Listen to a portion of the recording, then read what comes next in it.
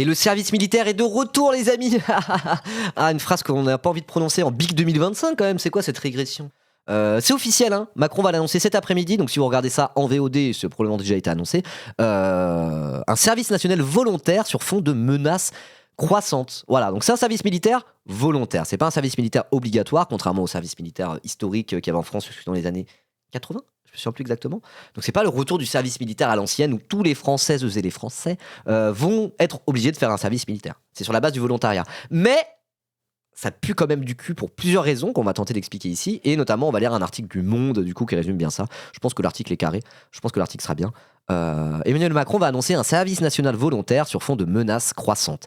Le service national universel, qui n'a pas atteint ses objectifs, le fameux SNU qui a été annulé à un moment donné parce que c'était de la merde grosso modo, va être transformé afin d'accueillir 2000 à 3000 Français dès 2026 sous la forme d'un service militaire finalement, mais qui soit volontaire. Donc pour l'instant, c'est que 2000 à 3000 Français. Pour l'instant, c'est sur la base du volontariat. Mais déjà, sur la base du volontariat, ça peut avoir des effets extrêmement néfastes. Tout de suite, directement. Et puis, je ne sais pas où on va. Je ne sais pas. On vit des temps troublés, où l'ordre mondial est chahuté.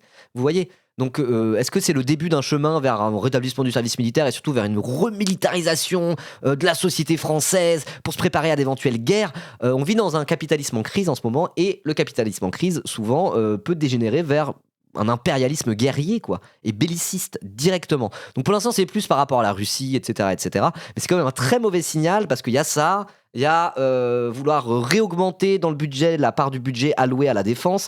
Donc bon ça sent un petit peu ça pue quoi. Ça pue du cul. Donc déjà à court terme il peut y avoir des effets désastreux tout de suite. Et à long terme si c'est un signal si tout ça va aller de mal en pis, on est un peu dans la merde quoi. Voilà. On est un peu dans la merde. En vrai, tu prends 2000 par an, gauchiste, hop, à la muscu. De quoi ? Ah, pour le service volontaire ?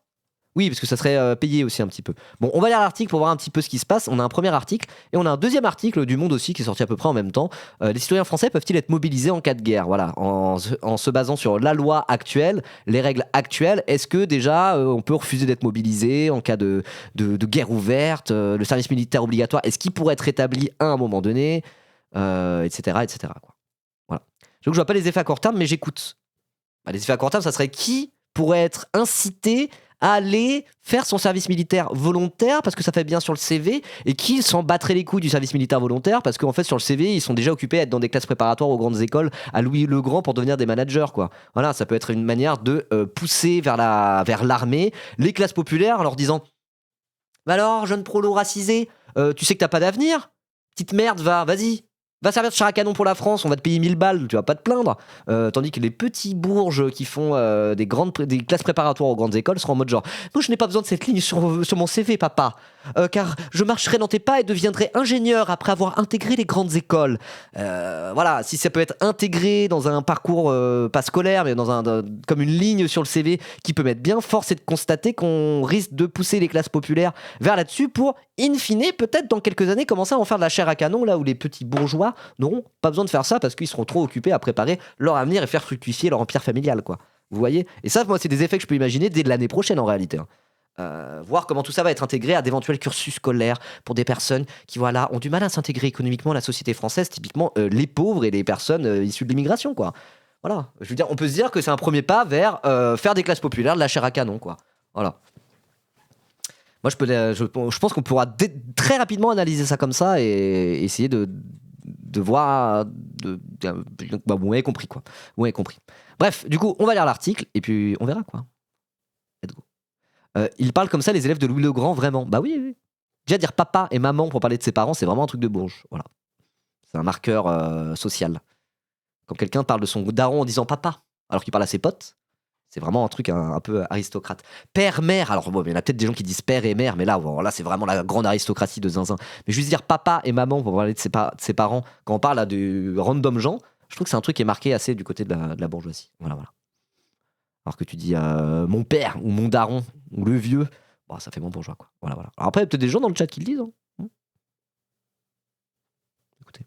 Tu le dis, toi ? Après, c'est peut-être pas que les bourges qui le disent. Mais en tout cas, les bourges, ils disent beaucoup ça. Ils disent papa et maman pour parler de leurs parents en public, quoi. Voilà. Moi, j'utilise mère formelle quand je m'engueule avec ma mère parce que ça la fout en rogne. Pas mal, ça, comme technique. Pas du tout. Moi, je dis mon connard de daron. Bon, allez, bref. En parlant de connard de daron, on va parler d'Emmanuel Macron. C'est un peu notre petit père à tous.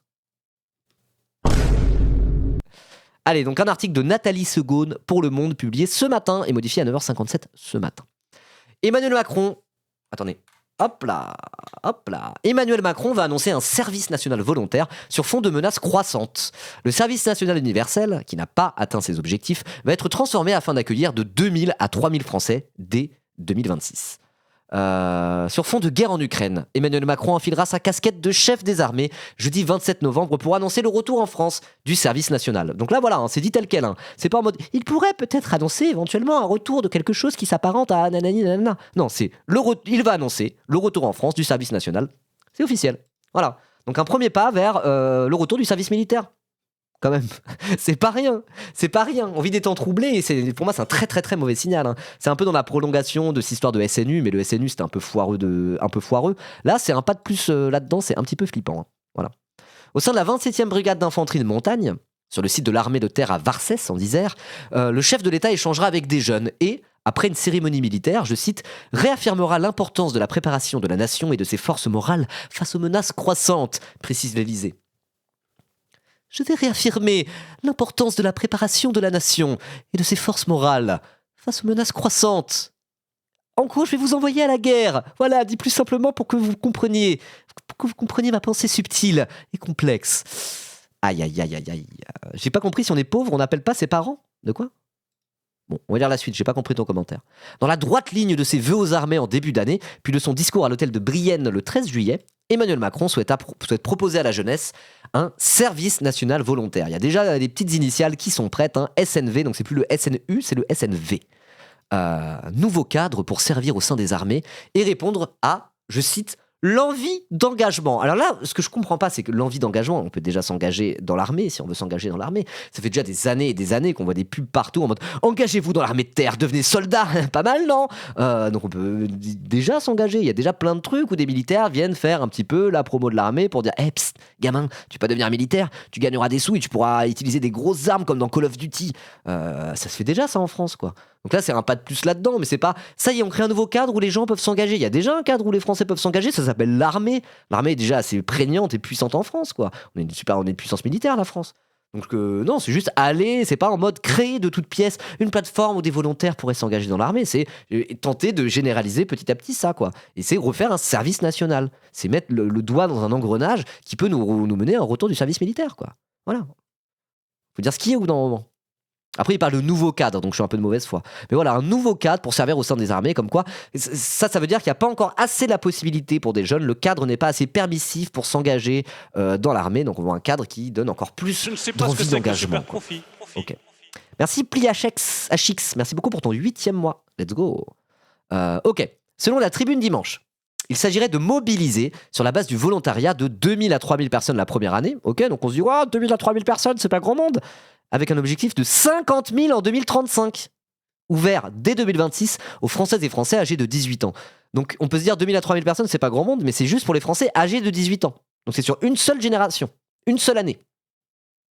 Et après, c'est 50 000 en 2035. Donc moi, j'aimerais bien savoir, il y a combien de Français qui naissent chaque année à peu près ? On a combien de nouveaux Français chaque année ? Quelqu'un a le chiffre ? Faire un peu de calcul, de proportionnalité. A sur B multiplié par 100. Pour avoir le chiffre en pourcentage. 2 ou 3, pas plus. 2 ou 3 nouveaux Français chaque année ? 700 000, je me rends pas compte. 600 000 actuellement, ok. 600 000, on va prendre le chiffre de 600 000. Donc là, pour l'instant, si on prend 3000 personnes, bon, c'est des calculs faciles à faire, mais je vais prendre la calculatrice quand même pour vous prouver que je me trompe pas. Pour être sûr de ne pas me tromper. Ok, calculatrice. Enfin, un petit calcul de pourcentage. Donc pour l'instant, ça serait, on va dire 3000 personnes. 3000 divisé par 600 000 Français à peu près naissent en une année. 600 000 nouveaux Français en une année. Ok, multiplié par 100. Donc là, à peu près, ça serait un demi%. Donc vraiment pas grand-chose. Ça serait moins de 1% sur la base du volontariat des Français chaque année qui font leur service militaire. Mais si on passe à 50 000 en 2035, 50 000 divisé par 600 000, bon, c'est facile à faire comme calcul, mais c'est pas grave. Multiplié par 100. Là, on arrive à 8,3%. Donc l'objectif, ça serait déjà que 1 Français sur 10, à peu près, d'ici 2035, fasse un service militaire volontaire.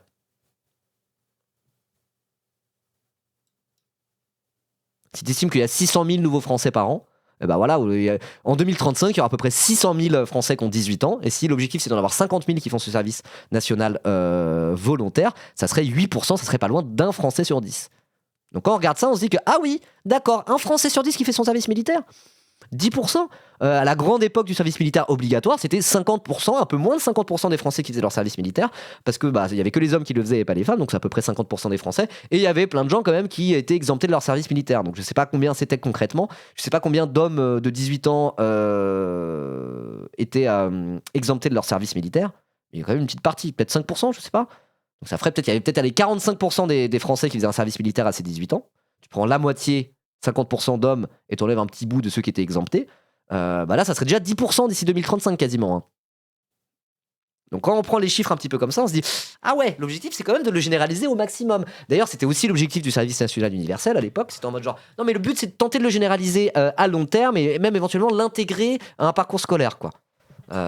Donc là ça a l'air d'être pareil, encore une fois il y a un doigt qui est mis dans un engrenage, pour l'instant c'est dans la base du volontariat, mais comme le SNU ils avaient volonté à le généraliser, là je pense que si, vu comment c'est parti et vu les chiffres qui avancent dès maintenant, il y aurait peut-être une volonté à généraliser à la fin, peut-être pas en le rendant obligatoire, mais en tout cas à minima en le généralisant quoi. Ok, ouvert dès 2026 aux Françaises et aux Français âgés de 18 ans, il durerait 10 mois et serait rémunéré entre 900 et 1000 euros par mois. Et là, ça rejoint ce que je disais tout à l'heure. Ça peut être une manière de pousser les Français des classes populaires dans les bras de l'armée, quoi. Et les recruter pour, in fine, à l'avenir, finir par en faire de la chair à canon, quoi. Comme on dit souvent. Parce qu'entre 900 et 1000 euros par mois, quand t'as 18 mois, c'est pas dégueulasse, quoi. C'est pas dégueulasse. Vraiment, à 18 ans, tu gagnes 1000 euros par mois, t'es en mode genre, waouh, super. C'est moins que le SMIC, oui, mais quand t'as une alternance à cet âge-là, souvent tu gagnes moins de 1000 euros. Oui, c'est moins que le SMIC, mais il y a déjà l'alternance qui existe. Et l'alternance, tu gagnes moins que le SMIC. Hein. Voilà. Donc je veux dire, évidemment que c'est tout pourri, que t'es en mode genre c'est même pas un SMIC, et bah super. Mais pour des Français issus des classes populaires, tu leur dis tu fais 10 mois à manier des armes et on te file 1000 balles par mois. Et puis voilà, ça peut être une manière aussi d'aller attirer des Français des classes populaires. Là où des Français bourgeois qui préparent leur avenir en devenant cadre supérieur comme papa, ils s'en battent les couilles, ils ont déjà 1000 euros par mois d'argent de poche, ceux qui font les grandes écoles et compagnie. Et donc je veux dire, évidemment que ça va être plus tentant pour les classes populaires que pour les classes bourgeoises en France. Un service militaire payé 1000 euros par mois sur la base du volontariat. Et donc là-dedans, on peut se dire que dès maintenant, ça peut pousser dans les bras de l'armée. C'est une autre manière d'inciter à faire du recrutement, et bah beaucoup plus dans les classes populaires. Quoi. Voilà. Y compris les classes populaires issues de l'immigration, dans les quartiers, etc. etc. Quoi. Voilà. En mode genre, ah bah oui, hein, ça va être dur de trouver du travail. Hein. Ah bah oui. Hein. Mais par contre, l'armée vous ouvre les bras. Et en plus, vous avez 1000 balles par mois dès vos 18 ans. Logé et nourri en plus, voilà. 1000 balles par mois alors que t'es logé et nourri, ça permet de mettre un peu d'argent de côté. Hein. Voilà. Je ne sais pas ce que c'est que le super profit. Donc évidemment qu'il y en a qui pourraient se laisser tenter par ça. Et une fois que t'as fait tes 10 mois de service militaire obligatoire, t'as des militaires qui arrivent et qui sont en mode genre, psst, c'était bien, non? Ouais, c'était pas trop mal, t'as bien aimé. Allez, engage-toi dans l'armée maintenant. Ça va être ça. Hein. Oui, mon fils a abandonné la fac pour l'armée, il voulait de l'argent vite et avait kiffé le SNU. Bah voilà, il y a déjà des trucs comme ça, quoi. Il y a déjà des trucs comme ça. Donc là, probablement qu'il y a une espèce de stratégie derrière, comme je dis depuis le début, d'aller pousser les classes populaires dans les bras de l'armée. Alors que les classes plus bourgeoises, s'ils veulent aller à l'armée, ils vont plutôt aller faire, comment ça s'appelle, Saint-Cyr ou des grandes écoles pour être des généraux. Et donc je veux dire, à un moment donné, le simple soldat de base, ça va être les Français issus des classes populaires. Très souvent racisés en réalité, parce que les Français dans les classes les Français situés le plus en bas de l'échelle sociale, on va dire, souvent sont issus de l'immigration, hein, je vous l'apprends pas. Et à côté de ça, dans le cadre militaire, les petits bourgeois qui veulent s'engager à l'armée, ou les grands bourgeois qui veulent s'engager à l'armée, ils vont pas faire service volontaire à leurs 18 ans into armée, quoi. Ils vont faire des écoles pour être gradés et pour devenir peut-être, pas forcément généraux, mais pour des écoles d'officiers, quoi. Voilà. Et donc je veux dire, cette espèce d'aspect de classe où ça va être un truc à deux vitesses pour éventuellement rejoindre l'armée. Il y aura les classes populaires qu'on attire pour devenir les simples soldats de base, la simple chair à canon à coût de 1000 balles par mois à leurs 18 ans. Pendant ce temps-là, les bourgeois, ils continueront à faire leur école d'officier, quoi. Voilà. Et bah super. Hein. C'est ça aussi. On peut d'ores et déjà avoir cette lecture-là. Et ce truc-là va se mettre en place probablement dès l'année prochaine. On verra déjà dès l'année prochaine ce genre de choses-là, quoi. Je pense en tout cas. Je pense. Donc ça craint. Voilà. Ça craint dès le court terme. On peut voir les choses plus à long terme en mode tout ça prépare une marche forcée vers la guerre parce qu'on vit dans un capitalisme en crise et que voilà, hein, l'impérialisme, stade final du capitalisme, mène finalement à la guerre presque mécaniquement parfois. En tout cas, c'est ce qu'on a vu au XXe siècle. Hein. Donc là, c'est quand on regarde plus sur le long terme, en essayant d'avoir une analyse même un peu marxiste, etc., etc. Mais sur le court terme, on peut déjà, à travers un prisme de lecture de classe, voir à quel point la douille que je viens d'expliquer là, dont on vient de parler, elle arrive gros comme une maison, quoi. Voilà. Bref, allez, on va continuer. Par contre, interdit de faire pousser sa weed car ça fait pousser. Bah ouais, c'est bien dommage. Hein. Car ça fait tousser. C'est bien dommage, hein, moi je suis d'accord. Hein. C'est bien dommage. Ce serait une bonne manière de lutter contre le narcotrafic d'autoriser l'autoproduction en plus. Honnêtement, pour de vrai. Hein. Bref, bon après là, c'est pas tout de suite en rapport avec le sujet qu'on est en train de traiter maintenant, quoi, mais ouais. C'est moche, hein. On leur répète sans cesse qu'il va y avoir la guerre et qu'il faut qu'ils se préparent à donner leur vie pour la France. Bah oui, en plus. Hein. Bah ça, ils vont en parler un petit peu plus tard dans l'article. Préparer les esprits, voilà. C'est la troisième partie de l'article. Je l'ai lu vraiment diagonale de chez diagonale à peine, mais j'ai l'impression que l'article est pas mal du tout pour résumer tout ça. Hein. De toute façon, Le Monde, il y a certains articles où franchement ils font du bon boulot journalistique au sens pour aller prendre l'info, c'est très très bien. Quoi. Voilà. Notamment en international, franchement, Le Monde, c'est vraiment carré en international. Quand tu regardes par rapport à tous les autres titres de presse en France, souvent, Le Monde en international, c'est parmi les mieux. Dans les quotidiens nationaux, en tout cas. Et là, sur ces articles-là, je pense que c'est pas mal du tout aussi. Quoi. Voilà. Allez, on était où ? Cette mobilisation d'une partie d'une classe d'âge, alors que les armées françaises comptent environ 200 000 militaires d'actifs et 47 000 réservistes, pourrait répondre au besoin, je cite, d'acquérir la masse nécessaire pour tenter dans la durée en cas de conflit, estimait cet été le général Pierre Schill, chef d'état-major de l'armée de terre. Ok, d'accord. Donc attends, là, il y a 47 000 réservistes en France actuellement et 200 000 militaires d'actifs. Donc s'ils veulent faire le service volontaire, militaire volontaire, et qu'en 2035, ils ont pour objectif, il y ait 50 000 gamins de 18 ans qui le fassent en France, sachant qu'il n'y a que 200 000 militaires d'actifs et 47 000 réservistes, ça serait augmenter potentiellement le nombre de soldats massivement, quoi. Si leur objectif, c'est 50 000 en 2035 par an. Alors sur les 50 000 en 2035, tous ne vont pas devenir militaires de carrière. Tous ne vont pas forcément devenir réservistes. Mais tu prends, si chaque année, il y en a 50 000, dans le 50 000, il y en a une partie qui deviennent militaires d'actifs, et il y en a une partie qui deviennent réservistes, je veux dire, ce chiffre de 200 000 militaires d'actifs et 47 000 réservistes, il risque d'augmenter massivement selon les objectifs du gouvernement, vous voyez. Donc il y a quand même ce truc assez de généraliser, de militariser la société française. Hein. Là, quand on regarde un petit peu les chiffres, voilà, 50 000 en 2035, c'est pas loin d'un Français sur 10 qui le ferait, selon leurs propres objectifs.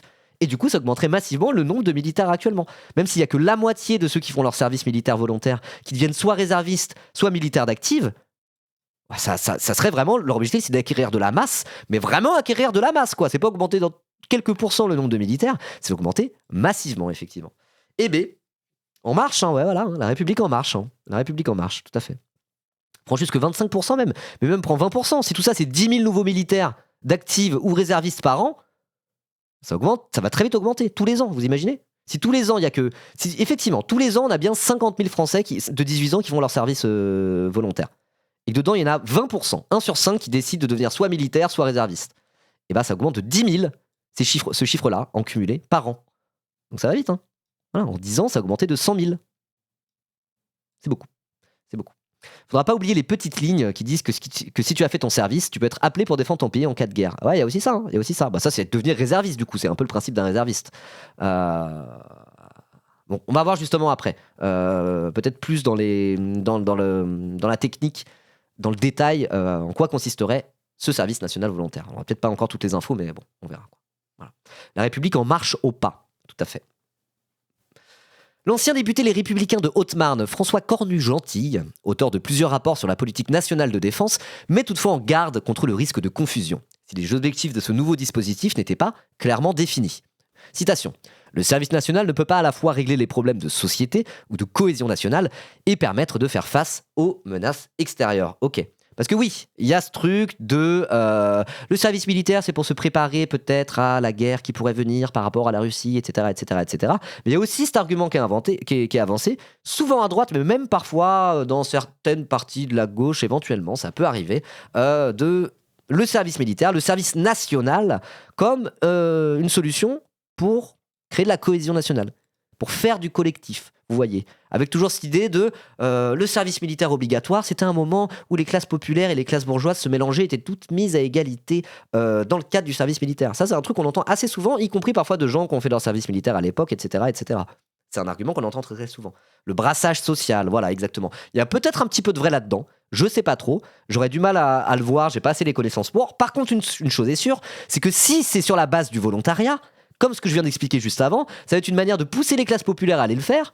Et les classes bourgeoises, elles n'auront aucun intérêt à le faire. Elles n'ont pas un intérêt à avoir cette ligne sur leur CV. Elles s'en battent les couilles d'avoir les 1 000 € par mois. Vous voyez? Donc je veux dire, si le but c'est de créer du vivre ensemble, créer de la mixité sociale à travers ce service national, je veux dire, si c'est sur la base du volontariat, probablement que ça va pas en créer tant que ça de la mixité et de la cohésion.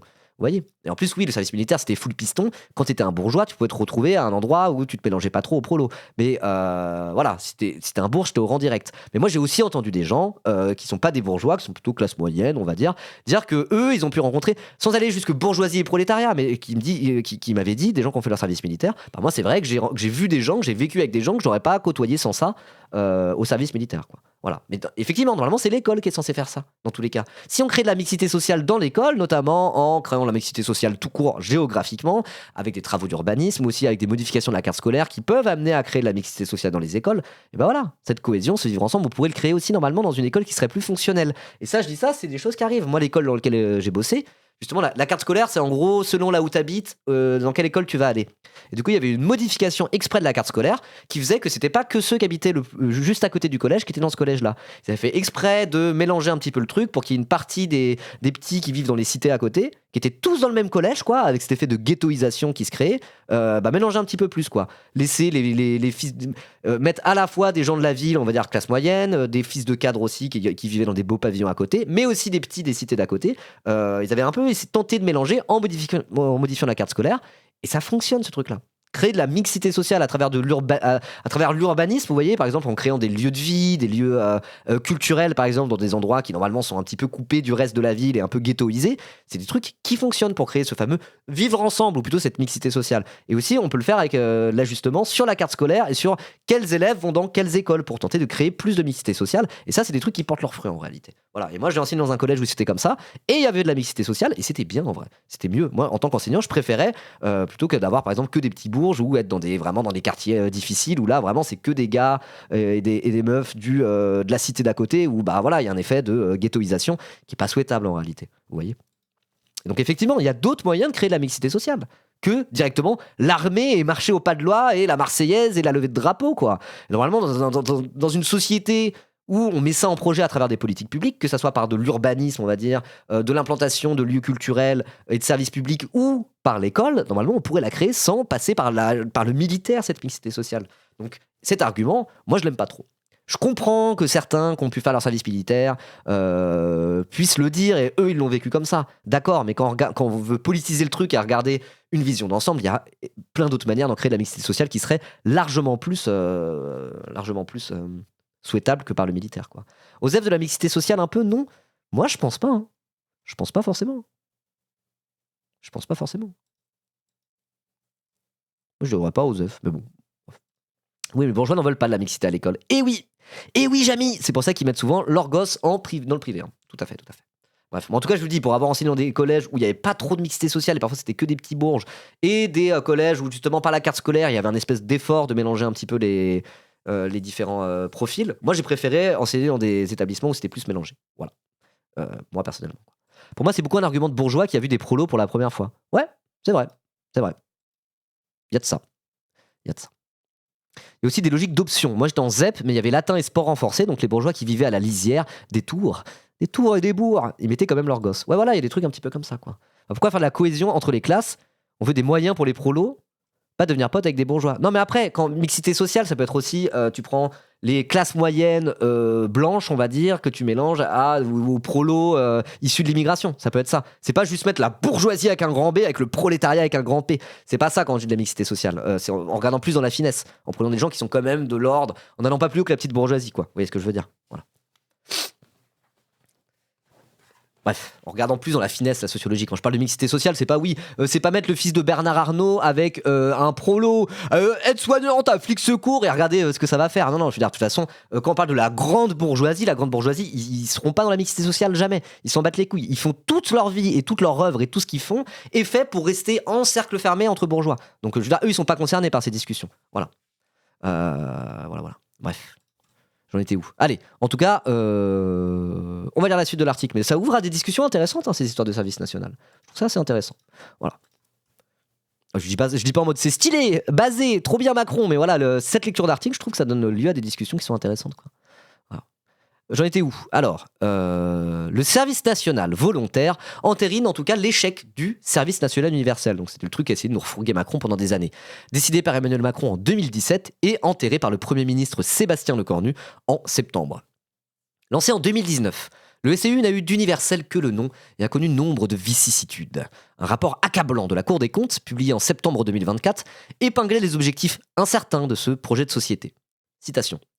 Force est de constater qu'en matière de mixité sociale comme d'engagement, les ambitions du dispositif ne sont pas atteintes, notaient les magistrats de la rue Cambon. Ok, bah là, le terme de mixité sociale est lâché parce qu'effectivement, ils défendaient ça comme un outil de mixité sociale, mais quand c'est la base du volontariat, ça va pas créer de mixité sociale, de toute manière. Et encore une fois, c'est ce qu'on vient de dire, il y a des manières, si vraiment on veut créer la mixité sociale, il y a des manières nettement plus pertinentes et efficaces de le faire que de passer par l'armée et par le nationalisme, finalement, quoi. Voilà. Parce que eux, créer la mixité sociale, entre guillemets, ils aiment bien quand c'est pour au final mettre tout le monde au garde à vous derrière un drapeau et créer un narratif nationaliste derrière. Sinon, ils s'en battent les couilles, hein, les macronistes et compagnie, quoi. Voilà. Donc les magistrats de la rue Cambon dénonçaient en outre une facture dépassant les 10 milliards d'euros. Bon, c'est peut-être pas que les magistrats. Trailant des 2 milliards par an annoncés. Donc voilà, ça coûtait quand même cher, hein, 10 milliards d'euros par an dans le budget, c'est pas rien. Hein. Rappelle que la fameuse taxe Zuckman, ça devait rapporter entre 10 et 20 milliards justement, on sait pas trop. Donc 10 milliards d'euros, c'est une réduction de dépenses publiques qui est pas mauvaise. Hein. Voilà. Mais bon, après, ça, bon, probablement, typiquement, ces réductions de dépenses pour le SNU à hauteur de 10 milliards, c'est typiquement l'argent qu'ils vont réinjecter dans l'armée parce qu'ils veulent augmenter le budget de l'armée à côté, quoi. Donc voilà, tout ça, ils vont pas s'en servir pour réduire le déficit ou ça va pas aller dans le service public. La facture dépassant les 10 milliards d'euros, probablement qu'ils vont se servir de ça pour refoutre ça dans l'armée directement. Hein. Voilà, dans l'idée en tout cas. Bref. La perspective de cette nouvelle version du service militaire a été relativement bien accueillie par le monde politique. Laisser penser que c'est une nation entière qui se met au service de sa défense, c'est un élément de la dissuasion. Et, à ce titre, c'est un élément important dans un moment où nous savons que la dissuasion doit être restaurée pour empêcher demain des confrontations, a notamment approuvé le premier secrétaire du Parti Socialiste, Olivier Faure. Oh, il y en a marre de celui-là, allez, casse-toi, c'est bon, ça va. Oh. Il est vrai que le service militaire est plébiscité par les Français. Ouais, bah après, bon. Moi, je peux trouver des trucs où la peine de mort aussi est plébiscitée par les Français. C'est pas forcément un bon argument. Hein. Déjà, tu prends tous les vieux schnocks nostalgiques qui disaient « Oh, à l'époque, nous, on a fait le service militaire et c'était très bien. Hein. Les petits jeunes, ça leur remettrait un petit peu de... Hein. C'est bon, ils arrêteraient d'être sur TikTok toute la journée. Hein. Ça va. Hein. » Lesquels de Français les plus de 60 ans? Bah, à voir. 86% d'entre eux souhaitent son retour selon un sondage Ipsos saisi École d'ingénieurs, publié en mars par Le Parisien. Ok, mais ils ne sont plus que 53% quand il s'agit d'un service militaire obligatoire et 41% chez les moins de 35 ans. Donc voilà, ce chiffre de 86% directement, quand on regarde un peu dans le détail, si on parle du service militaire obligatoire, quand on parle de service militaire, en France, de rétablissement du service militaire, on pense au service militaire tel qu'il existait à l'époque et il était obligatoire, quoi. Voilà, et donc directement, quand tu vas un peu plus dans la finesse, et que tu demandes au moins de 35 ans, est-ce que vous êtes pour le service militaire obligatoire? Là, on passe à 41%. Donc les 86%, ça serait peut-être une forme de service militaire d'une manière ou d'une autre, quoi. Voilà. Alors après, moi, de dire que 53% des Français sont pour le retour du service militaire obligatoire, moi, ça ne me choque pas. Hein. Ça me choque vraiment pas. Hein. Déjà, tu prends tous les gens qui l'ont fait à l'époque, la plupart, ils sont en mode genre « Oh, c'était pas si mal, en vrai. Hein. » Voilà, déformé un peu par la nostalgie. Il y en a plein qui disent ça. Hein. Il y en a plein qui disent ça, en vérité. C'est super répandu. Bref. Quoi? Non, c'est bon. Ok, bon. Des résultats que Brice Teinturier, directeur général délégué de l'Institut Ipsos, interprète comme un, je cite, un symptôme de ce qui ne va pas aujourd'hui en France. Interprétation de merde, si vous voulez mon avis. Ils traduisent, estime l'analyste politique, une forme de nostalgie chez les plus âgés. Alors ça oui, ça je suis d'accord, je pense que ça traduit une forme de nostalgie chez les plus âgés. Ça j'en suis convaincu. Qui ont gardé un souvenir embelli du service militaire abandonné en 97 et aujourd'hui perçu comme un lieu où les classes sociales se mélangeaient et où les jeunes gens apprenaient la discipline et le respect de l'autorité. Si vous avez déjà parlé à un daron de plus de 60 ans qui rappelle ses souvenirs de service militaire, vraiment une fois sur deux c'est ce que t'entends hein, pour le coup. Hein. Donc ça oui effectivement, bon, symptôme de ce qui ne va pas en France, je vois pas pourquoi il a utilisé cette phrase. Après dire c'est une forme de nostalgie chez les vieux et les vieux ils pensent ça du service militaire, bon ok, ça me semble pas totalement déconnant. D'accord. Donc c'est pas le truc qui serait le plus mal accueilli forcément dans la société. Et je tiens à vous rappeler pour certains d'entre vous, 86% d'entre eux souhaitent son retour selon un sondage d'une forme de service militaire, d'une forme de service militaire qui ne soit pas le service militaire obligatoire de base. Je vous rappelle qu'un certain Jean-Luc Mélenchon est pour plus ou moins pour ça. Hein. Lui, c'est plusieurs fois, même c'était à un moment donné dans le programme de LFI, dans je sais plus quel livret, Jean-Luc Mélenchon, il est pour une forme de service militaire. Voilà. qui soit pas le service militaire à l'ancienne, où il y a un droit d'objection de conscience, c'est-à-dire que si tu ne veux pas être formé à la manipulation d'armes, non, c'est pas ça qu'il a dit Jean-Luc Mélenchon, et LFI. Lui, sa tech, après, c'est pas le truc sur lequel il communique le plus, hein. Mais lui, ce qu'il dit, c'est pas ça, c'est genre un service qui soit obligatoire. Simplement, tu as un droit à l'objection de conscience qui fait que si tu n'as pas envie d'être formé aux armes et que si tu n'as pas envie de faire, d'aller dans le militaire, tu peux faire à la place un service civique. À la place. Mais tout ça aurait pour objectif de créer des trucs. Oui, bon, c'était l'époque Kuzma, il est pas revenu dessus. Hein. Voilà, c'est un peu en mode service militaire. Et pour ceux qui ne veulent pas faire le service militaire, t'as un droit d'objection de conscience, mais à la place, tu fais un service civique. Et je crois pas qu'il soit revenu là-dessus, hein, Jean-Luc Mélenchon. Hein. Voilà, hein. C'est un des trucs, il est pour. Hein. Je suis objection de conscience directe, bah oui. Hein. Mais après, oui, il veut pas de la guerre, et dans tous les cas, il est contre là tout ce truc que dit Macron, évidemment. Mais je veux dire, là-dessus, il a un avis sur le service militaire il est pas. On pourrait plus ou moins le mettre dans les 86%. Il est pour lui, il est pas contre le retour d'une forme de service militaire qui ne soit pas obligatoire et qui n'ait pas pour but de préparer les Français à devenir de la chair à canon pour une guerre ouverte avec nos frères travailleurs des autres pays. Voilà, je dis pas que c'est un va-t-en-guerre pour cette raison, Jean-Luc Mélenchon, mais quand on parle vraiment de son avis typiquement sur le service militaire, lui, il est pas contre le retour d'un service, d'une forme de service, mais qui n'est pas celui appelé par Macron. Il était contre le service national universel, typiquement. Mais encore une fois, de toute manière, la chose militaire, et là ça va rejoindre ce que dit Oni Bakou, on en a parlé un peu hier, faut pas mettre la tête sous le sable pour les questions du militantisme. Ça a vraiment été pensé à gauche, notamment Jaurès en France. Tout à fait, on peut imaginer penser la chose militaire, y compris à travers un service non obligatoire, une forme de service. Mais en gros, c'est très très différent si c'est quelqu'un de gauche qui veut, par exemple, faire une révolution socialiste ou ce genre de choses. Et si c'est Emmanuel Macron, je veux dire, c'est pas du tout pareil. Je veux dire, le rapport aux militaires, en fonction de qui est à la tête du pays, si c'est un Macron qui veut engraisser les marchands de canons et se préparer à la guerre de je sais pas quoi, c'est pas la même chose que si c'est des révolutionnaires qui auraient un rapport différent à la chose militaire. Vous voyez ce que je veux dire, quoi. Si t'es communiste, t'es contre la division du travail et ça inclut l'armée. Avoir une caste de gens armés, c'est pas une bonne idée. Tout à fait, tu pourrais dire, bah voilà, il faut d'avoir des militaires professionnels, que toute une institution militaire qui pourrait éventuellement se retourner contre un pouvoir communiste arrivé en tête, et que peut-être une forme de service militaire qui fait qu'on délègue en fait la chose militaire à tout un tas de citoyens au lieu qu'il y ait vraiment une corporation militaire, avec tout le danger de dérive prétorienne que ça peut inclure. Je veux dire, on peut être un révolutionnaire, on peut être un communiste tout en incluant ces questions-là. Mais c'est extrêmement différent que de Macron qui arrive et qui nous dit « Il faut plus de militaires en France pour bander les muscles face à Xi Jinping et à Donald Trump et à Vladimir Poutine. » Je veux dire, ça n'a rien à voir, c'est pas la même chose. Mais voilà, je veux dire, il y a d'autres penseurs de gauche d'autres personnes de gauche, vraiment des socialistes avec un grand S, qui ont essayé de penser la chose militaire et qui ne sont pas contre former au maniement des armes une partie des travailleurs et des travailleuses de France, quoi. C'est pas non plus totalement impossible. Mais encore une fois, là, c'est pas du tout ce que nous vend Macron et compagnie, quoi. Voilà, c'est pas du tout ça. Mais je veux dire, c'est pour ça que dans les 86% de Français qui souhaiteraient éventuellement un retour de service militaire, moi, je me dis, c'est pas totalement impossible, parce que derrière ce service, même pas forcément militaire, mais on peut mettre plein de choses. Et typiquement, un Jean-Luc Mélenchon, aujourd'hui, ou un Jean Jaurès à l'époque, n'était pas contre former des citoyens français et des travailleurs français à la formation, à la chose militaire, mais c'était pas en mode vouloir en faire de la chair à canon, quoi. Voilà, c'est là où je voulais en venir. Voilà. Ok. Alors, cette transformation du SNU en SNV, Service National Volontaire, est l'une des composantes de la réponse de la France à la menace russe. Tout comme le débat sur la défense qui aura lieu le 10 décembre à l'Assemblée nationale à l'initiative de Sébastien Lecornu. Il s'agit pour l'exécutif de mobiliser les parlementaires de tous bords sur la nécessité de voter une rallonge budgétaire pour la défense, alors que l'incertitude pèse sur l'adoption du budget. Alors, l'incertitude pèse sur l'adoption du budget. Déjà, le budget a été rejeté pour l'instant. Hein. Le budget a été rejeté. Et sur le PLFSS, sur le budget de la sécurité sociale, en gros, ça a été voté au Sénat, mais une version totalement différente de ce qu'avait amendé l'Assemblée nationale. Et du coup, la commission mixte paritaire sur le PLFSS a été non conclusive. Voilà, si vous avez rien compris à ce que je viens de dire, retenez une chose, c'est que l'incertitude pèse sur l'adoption du budget, c'est même que le budget, il va pas être voté, quoi. Le budget ne sera pas voté. Point. Donc soit il y aura un 49.3, on va en parler tout à l'heure avec François Hollande, soit ça va passer en force par ordonnance. Mais dans tous les cas, oui, si l'incertitude pèse sur l'adoption du budget, c'est peu dire. Tout ça est une impasse. Hein. Tout ça va finir en queue de poisson pour l'instant. Voilà. Allez, voilà, ça va être 49.3 ordonnance. Hollande a plus ou moins appelé au 49.3. On en parle juste après, dans notre sujet différent, quand on va faire notre réact à Hollande. Voilà. Mais la communication gouvernementale, qui vise à convaincre la population de consentir d'une façon ou d'une autre à l'effort de guerre, s'est emballée avec les déclarations choc du chef d'état-major des armées, Fabien Mandon, au Congrès des maires de France le 18 novembre. On s'en souvient, il a quand même prononcé cette phrase extrêmement flippante où il a dit « Il faut que la France se prépare à perdre des enfants à nouveau. » Non. Non merci.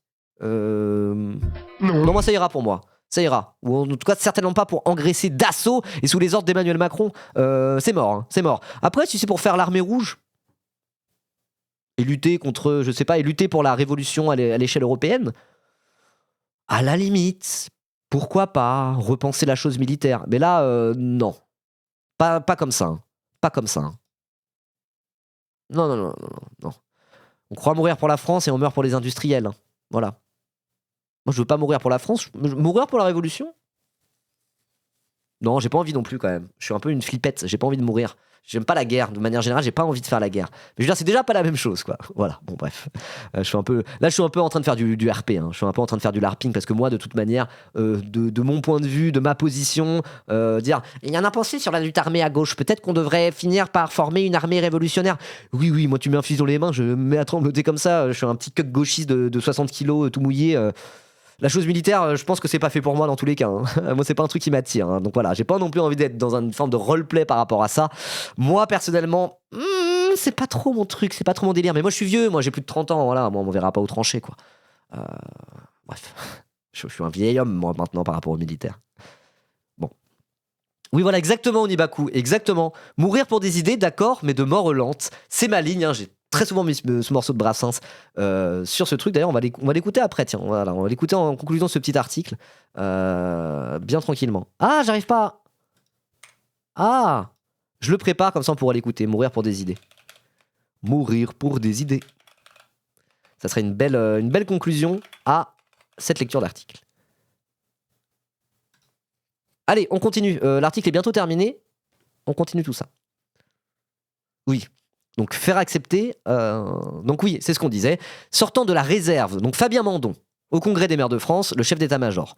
Sortant de la réserve qui sied aux militaires, le haut gradé a estimé que la France devait restaurer, je cite, sa force d'âme, pour accepter de nous faire mal, pour protéger ce que l'on est, et être prête à, c'est la phrase qui a choqué, accepter de perdre ses enfants. Nul n'imaginant le haut fonctionnaire prendre l'initiative d'une telle déclaration, le message a été compris comme étant celui du président de la République, unique chef des armées. Rappelle qu'en France, c'est la Constitution, le président de la République est le chef des armées, il est au-dessus du chef de l'état-major. C'est le chef des armées. Voilà. Or, je cite, c'est aux responsables politiques de convaincre l'opinion de la gravité de la situation, pas à l'institution militaire, rappelle monsieur Cornu-Gentil, dont on parlait tout à l'heure. Ok. Le vif émoi provoqué par les propos au canon du général Mandon a obligé Emmanuel Macron à rectifier le tir. La transformation du SNU ne vise pas à envoyer des jeunes Français mourir en Ukraine. Citation de Macron. Nous devons renforcer le pacte armée-nation. Il faut tout de suite supprimer l'idée confuse qu'on va envoyer nos jeunes en Ukraine, a-t-il dit mardi. Pour autant, le chef de l'État, lui aussi, se prépare les esprits à des sacrifices en cas de guerre. Citation. Il est très important qu'un maximum de nos compatriotes comprennent ce que sont nos armées. Comment ça marche ? Participe à la réserve que nous avons aussi mise en place et que nous raffermissions en quelque sorte la nation. Expliquait-il sur RTL, toujours mardi dernier. Dans un moment de crise politique majeure, l'appel au drapeau est aussi un moyen de retrouver une forme d'unité dans le pays. Et pour Emmanuel Macron, particulièrement affaibli, de retrouver un rôle fédérateur. Alors, le mot nationalisme n'a pas été changé, mais moi je pourrais reformuler comme ça. Dans un moment de crise politique majeure, les sirènes du nationalisme sont très tentantes pour tout un tas de formations politiques, dont Emmanuel Macron, particulièrement affaibli, qui, comme à son habitude, court après l'extrême droite, même quand c'est pour aller réinstaurer un vent de nationalisme dans un pays qui en a pas franchement besoin en ce moment, vu la fascisation ambiante. Voilà, et est-ce que ce serait pas déjà une bonne conclusion de dire ça ? Non ? Vous en pensez quoi ? Aïe. Tout ça est assez flippant. Faut dire ce qu'il y a. Nous sommes en guerre. Tout ça est assez flippant, quoi. Parce qu'encore une fois, tout ça, on ne peut pas le séparer de la crise du capitalisme qu'on est en train de traverser, quoi. Voilà. Le capitalisme porte en lui la guerre, disait Jaurès à l'époque. Jaurès qui d'ailleurs avait théorisé la guerre, il n'était pas forcément contre former des travailleurs aux armes pour justement faire advenir le socialisme un jour, éviter d'avoir une armée professionnelle qui pourrait se ranger du côté de la bourgeoisie et nous péter la gueule quoi. Parce que je veux dire, quand on fait des manifs et que le maintien de l'ordre c'est la Bravem et les compagnies de CRS, c'est une chose, mais imaginez c'est l'armée en semi-autonomie qui commence à défendre l'ordre bourgeois. On est dans la merde, hein. On est dans la merde. Donc je veux dire voilà, penser la chose militaire, encore une fois effectivement c'est des choses qu'on ne peut pas s'interdire de faire à gauche. Mais du coup, Jean Jaurès, lui, il l'avait un petit peu pensé, mais après, il s'est fait assassiner à la veille de la Première Guerre mondiale. Voilà. Donc, est-ce qu'on est à la veille d'une escalade guerrière, d'une montée en puissance de la chose militaire? Est-ce que notre capitalisme en crise va finir par nous amener à une forme de guerre qui sera peut-être nouvelle, hein. Ça ne sera pas la guerre des tranchées contre l'Allemagne. Je dis pas. Moi, j'ai l'impression quand même qu'il y a quelque chose de cet ordre, un ordre de la fuite en avant sur fond de crise. Et tout ça est extrêmement flippant. Tout ça est extrêmement flippant, mais ne perdons pas espoir. Je veux dire, quand on voit ça, on a vraiment la Première Guerre mondiale en tête. Voilà. Quand on voit l'époque actuelle, on a les années 30 aussi en tête avec la montée du fascisme. On pense à ce qui s'est passé, à toutes les horreurs du XXe siècle, nous autres Européens. On pense aux horreurs de la guerre de 14-18, et on pense aux horreurs de la Seconde Guerre mondiale. Et on a bien raison de le penser. Mais attention quand même, on est au XXIe siècle, il y a quand même des choses qui sont assez différentes, même si on va vers une escalade guerrière peut-être, et que tout ça est extrêmement flippant et inquiétant, et qu'il faut pointer ça du doigt en tant qu'anticapitaliste, vous voyez, et faire le lien entre cette crise du capitalisme mondial et européen en particulier, et cette montée en puissance guerrière que veulent faire les dirigeants. Je veux dire, essayons de garder la tête froide, et dans tous les cas, une chose est sûre, c'est que ça ne prendra pas la même forme qu'au XXe siècle. Est-ce que ça prendra une forme moins violente ? Je ne sais pas, mais en tout cas c'est vrai que ça recharrie en gros des souvenirs extrêmement douloureux et traumatiques de ce qui a pu se passer en Europe au XXe siècle. Peut-être que ça ne se passera pas de la même manière, voilà. L'histoire n'est pas vouée à se répéter de la même manière. Gardons un petit peu la tête froide et gardons un petit peu espoir en se disant que voilà, quand même, ce souvenir douloureux de la guerre en Europe existe encore dans le cœur de beaucoup et que c'est pas voué à les pires horreurs du XXe siècle sont pas vouées à réadvenir de la même manière. Voilà. Donc on est en droit de s'inquiéter, on est en droit de flipper et serrer des fesses, mais tentons de garder la tête froide et l'espoir, la tête haute et le poing levé bien sûr, comme dirait Amel Bent. Et si vous regardez la VOD, n'hésitez pas à vous abonner bien sûr. Voilà.